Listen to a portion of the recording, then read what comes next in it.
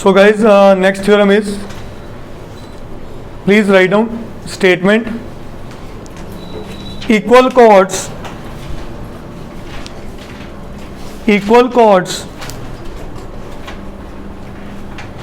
of a circle, equal chords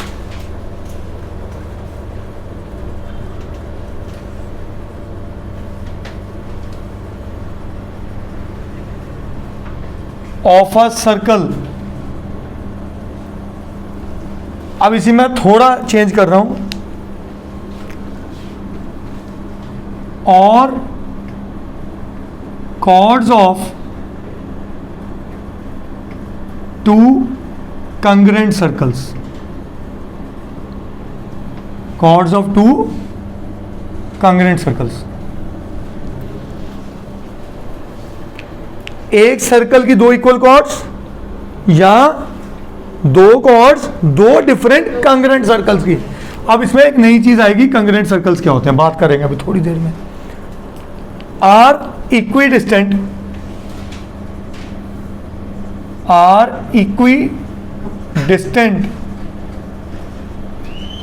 from the centre, are equidistant from the centre.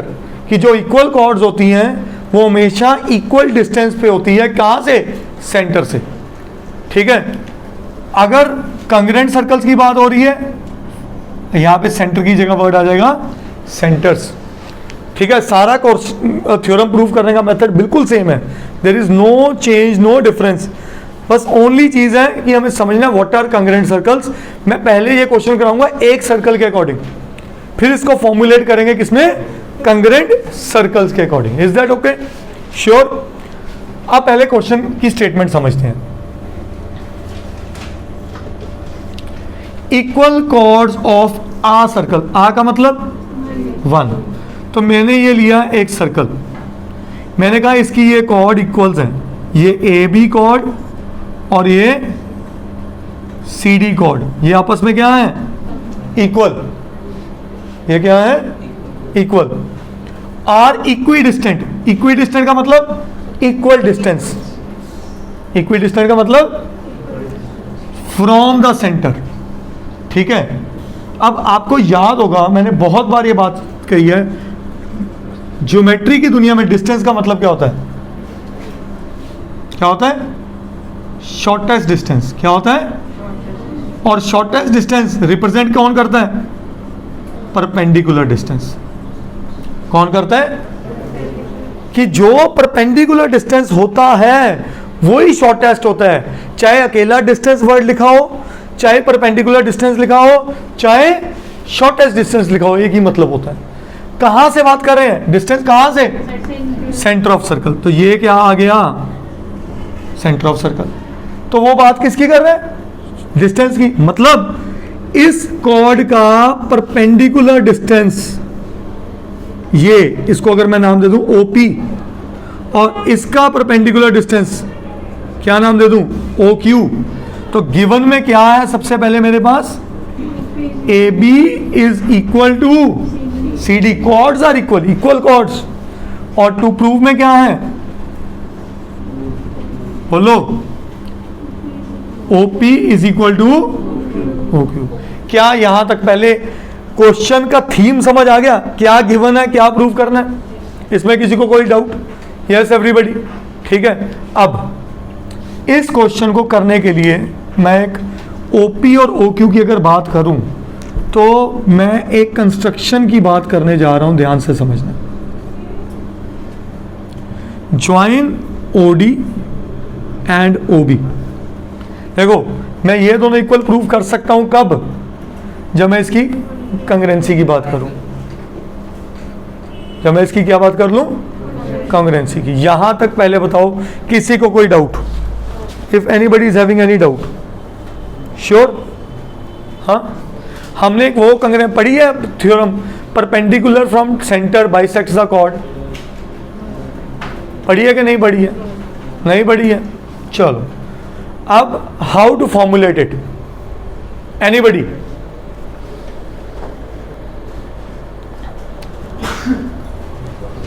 सो इसमें हम use करेंगे property और theorem, perpendicular from centre always bisects the chord. क्या? अगर centre से perpendicular बन रहा है तो बाइसेक्ट को दो हिस्सों में बांटेगा ही बांटेगा। मतलब technically this is equal to this, yes और no, and this is equal to, पक्का, यस और नो। तो मैं यहां से कह दूंगा ये और ये बराबर, क्यों? Because whole of A B is equal to whole of C D. अब हाउ टू फॉर्मुलेट इट, मैं कंस्ट्रक्शन कर रहा हूं, join O B and, okay. अब आ जाओ प्रूफ पे। प्रूफ में जैसे अबीर ने कहा कि सर कंग्रेंसी में वर्क कर लो, तो कंग्रेंसी में कोई दिक्कत नहीं आएगी। क्यों? मैं बात कर रहा हूं in triangle O Q B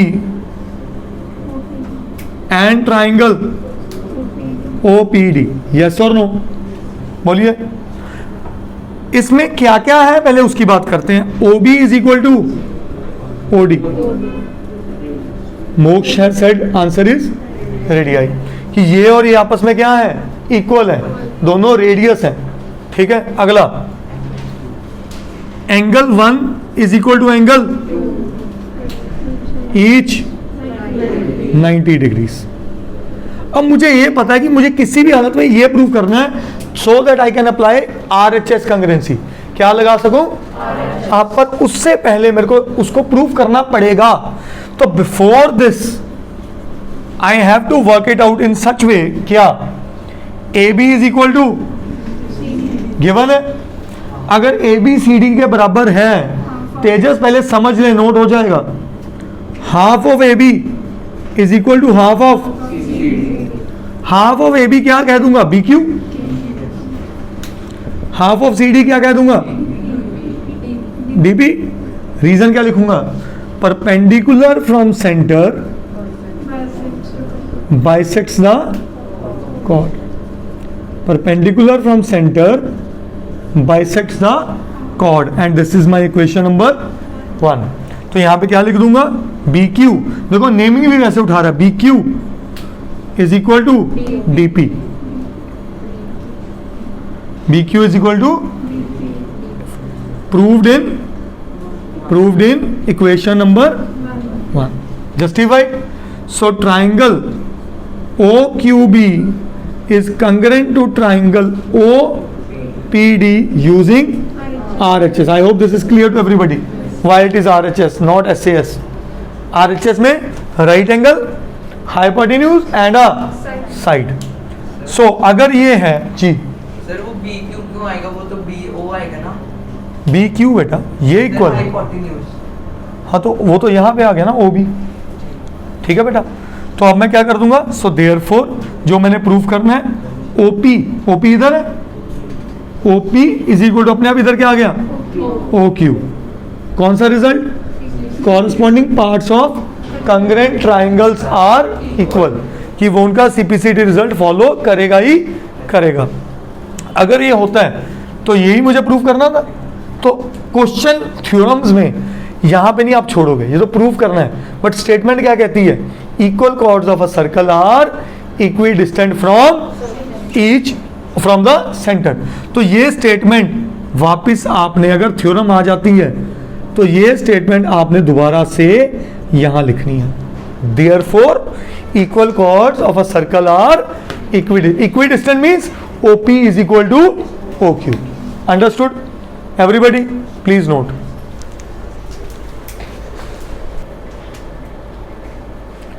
So next discussion करते हैं इसी के अंदर, ये कंग्रेंट ट्राइंगल्स सर्कल्स क्या है? कंग्रेंट ट्राइंगल्स पढ़े हैं? क्या होते हैं कंग्रेंट ट्राइंगल्स? बिल्कुल हूबहू सेम, बिल्कुल हूबहू सेम, जिसकी साइज और शेप दोनों क्या हो? सेम, ओवरलैप कर लें।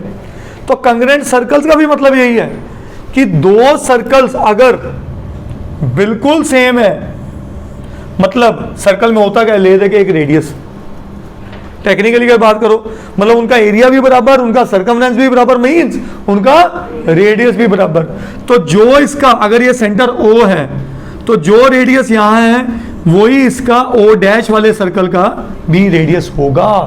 मतलब O A is equal to O dash B, yes और नो। अब वो इस क्वेश्चन में क्या कह रहे हैं कि अगर सर्कल के अंदर एक कॉर्ड है, इन सर्कल्स के अंदर, मैं इसको थोड़ा इरेज कर दूं ताकि आपको फिगर क्लियर हो जाए।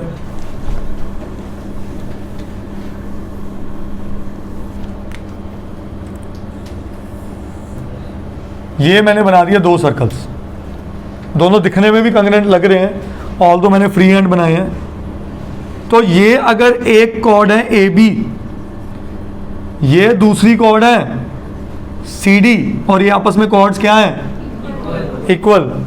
तो वो कह रहे हैं ये सेंटर ओ है और इसका सेंटर, तो ये जो डिस्टेंस है इसको एम ले लो, यहाँ पहले क्या लिया था मैंने, पी एंड क्यू, इसको पी ले लो और इसको, तो वो कहना क्या चाह रहे हैं, to prove O P is equal to O Q. मुद्दे की बात, रेडियस क्या है, इक्वल, रेडियस क्या है।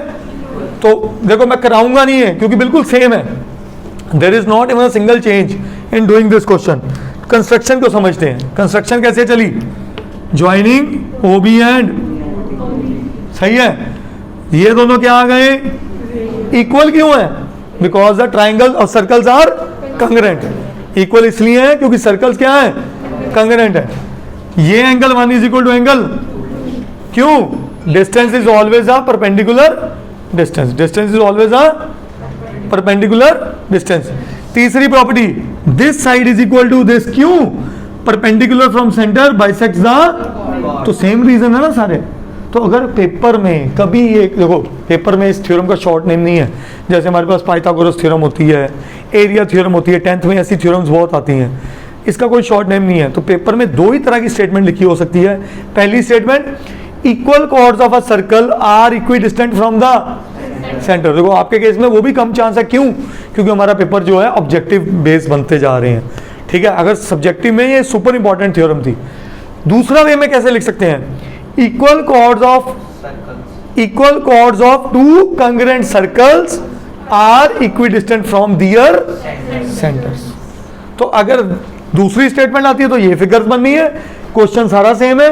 अगर एक ब्लैक पेन से जो लिखा हुआ है वो स्टेटमेंट बनती है तो सिर्फ ये करना है जो भी करा है। अंडरस्टूड, कोई करने की जरूरत नहीं है, जस्ट ये फिगर्स बना लो और उस पर कमेंट कर लो, फॉर कंग्रेंट सर्कल्स।